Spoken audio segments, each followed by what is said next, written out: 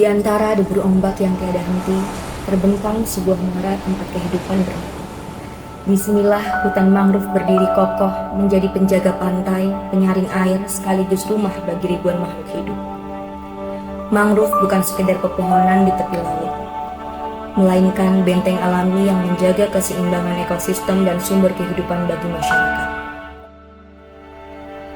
Inilah Desa Sri Gading, sebuah desa yang berdiri kokoh di Kecamatan Sanden, Kabupaten Bantul. Desa ini menaungi 20 padukuhan yang saling terhubung, membentuk jalinan kehidupan masyarakat yang harmonis. Di setiap padukuhan tersimpan cerita tentang kebersamaan, gotong royong, dan tradisi yang diwariskan dari generasi ke generasi. Sri Gading bukan hanya sekedar tempat tinggal, melainkan ruang hidup di mana budaya, alam, dan kearifan lokal terus tumbuh dan menjadi bagian dari identitas warganya. Dari pesisir hingga permukiman, desa ini menunjukkan wajah masyarakat yang sederhana, hangat, dan penuh semangat menjaga warisan yang mereka miliki. Desa Sri Gading dianugerahi kekayaan alam yang istimewa. Di pesisirnya, hutan mangrove seluas 1,1 hektar tumbuh subur menjadi garis pantai sekaligus menjadi daya tarik wisata. Tak jauh dari sana, terdapat Laguna Pangkuik, sebuah destinasi yang menawarkan panorama tenang dan memikat.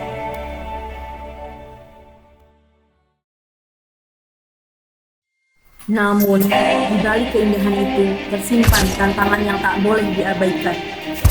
Sebagian kawasan mangrove mulai tertekan oleh aktivitas manusia. Sampah, penebangan liar, dan alih fungsi lahan mengancam ekosistem yang seharusnya menjadi benteng alami pesisir. Jika dibiarkan, kerusakan ini tidak hanya mengancam mangrove, tapi juga kehidupan biota laut dan masa depan pariwisata desa. Melihat kenyataan itu, kami, tim PPK Ormawa Himpunan Mahasiswa Teknik Industri bersama dosen pendamping mencari solusi nyata. Kami menyadari bahwa permasalahan yang ada di Desa Sri Gading tidak bisa diselesaikan hanya dengan satu langkah sederhana. Oleh karena itu, kami mulai menggali akar persoalan, mendengarkan suara masyarakat, dan menelaah kondisi lapangan secara langsung.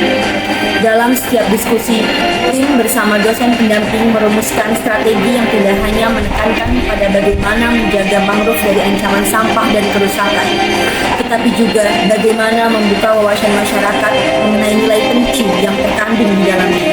Harapannya, mangrove tidak hanya menjadi pelindung pantai, tetapi juga sarana menumbuhkan kesadaran, memperkuat ekonomi, dan membangun masa depan desa.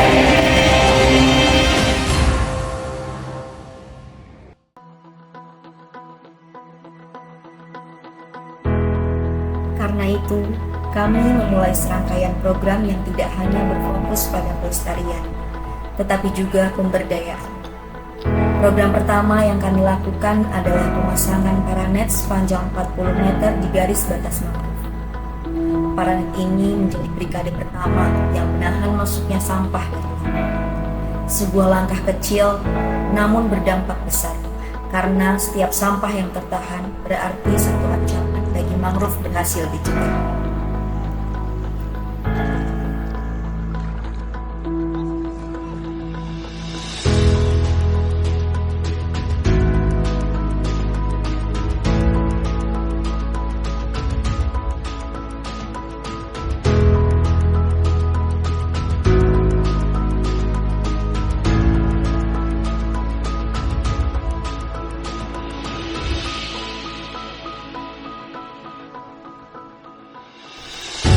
Tahap berikutnya pun mulai kami jalankan sebagai kelanjutan dari komitmen tersebut. Membersihkan lahan dan menyiapkan ruang pembibitan mangrove. Lahan yang semula penuh dengan sampah dan tanaman liar, bersama masyarakat dan pengelola kawasan kami membersihkannya secara perlahan. Setelah lahan benar-benar siap, area tersebut kami ubah menjadi ruang pembibitan yang terencana. Dilengkapi dengan media tanam yang tepat agar bibit dapat tumbuh sehat, di ruang inilah proses regenerasi dimulai. Bibit-bibit mangrove yang berukuran kecil dirawat dengan teliti, disiram, diperiksa pertumbuhannya, dan dijaga dari potensi kerusakan akibat cuaca maupun hama. Setiap bibit yang ditanam memiliki makna, tidak hanya sebagai tumbuhan baru, tetapi sebagai simbol kepedulian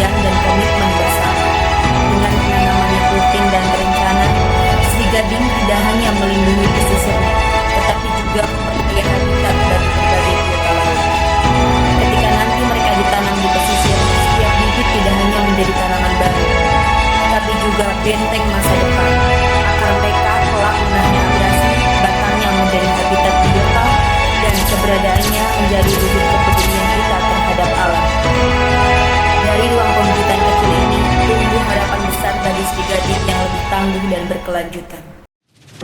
Namun, menjaga alam tidak cukup hanya dengan melindungi. Masyarakat juga harus merasakan manfaat ekonomi dari keberadaannya. Untuk itu, kami mengadakan pelatihan pembuatan produk turunan mangrove sebanyak 2 tahap. Pada tahap awal, pelatihan dilakukan secara manual, menggunakan peralatan sederhana yang mudah ditemukan di masyarakat. Di sini, masyarakat diperkenalkan pada proses dasar pengolahan, mulai dari memilih bahan baku mangrove yang tepat, menimbang komposisi, mengolah tanpa bahan kimia berbahaya, hingga membentuk dan mengemas produk secara sederhana.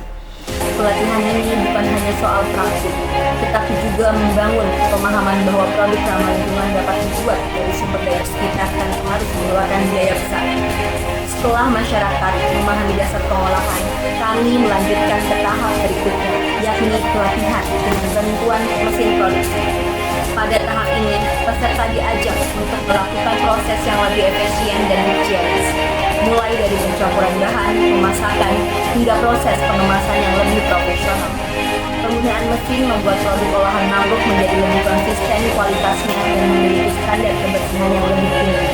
Dengan kapasitas produksi yang lebih besar, masyarakat tidak hanya berlatih mengolah, namun juga mulai memahami peluang usaha yang dapat berkembang menjadi produk lokal unggulan.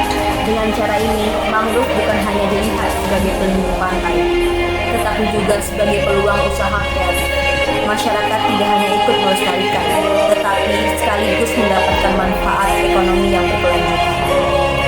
Inilah bentuk kolaborasi yang kami bangun. Pelestarian lingkungan, pemberdayaan masyarakat, dan peningkatan ekonomi lokal berjalan berdampingan. Bersama masyarakat, bersama alam, kami percaya perubahan besar selalu dimulai dari langkah-langkah kecil yang dilakukan dengan tekad, pengetahuan, dan kebersamaan. Untuk Sri Gading hari ini dan Sri Gading yang lebih kuat di masa depan. Perkenalkan, nama saya Gempurwo Ariatno. Di sini saya sebagai Dukuh Tegalrejo. Untuk kesan kegiatan PPK Ormawa yang dilakukan oleh mahasiswa UAD untuk jurusan teknik industri pangan yang dilakukan di padukuhan kami di tahun 2025. Yang pertama, saya mendapatkan banyak inspirasi terutama untuk pengolahan makanan yang berbasis bahan pangan lokal, untuk yang lebih khusus itu dari pohon mangrove atau pohon bakau, di mana itu dapat dibuat sebuah produk, yaitu sirup yang diambil dari buahnya, juga stik untuk semacam biskuit kering, kue kering dari daunnya. Kemudian semoga kegiatan ini dapat berlanjut, karena kami juga masih menunggu untuk uji lab sehingga dapat dipasarkan. Dan memang perlu adanya dukungan untuk membuat sertifikasi halal juga IRT, sehingga memang menjadi produk andalan di wilayah kami, menjadi makanan khas di Padukuhan Tegalrejo, dan menjadi produk unggulan UMKM di Kelurahan Sri Gading, Kapanewon Sanden, Kabupaten Bantul, di Jakarta.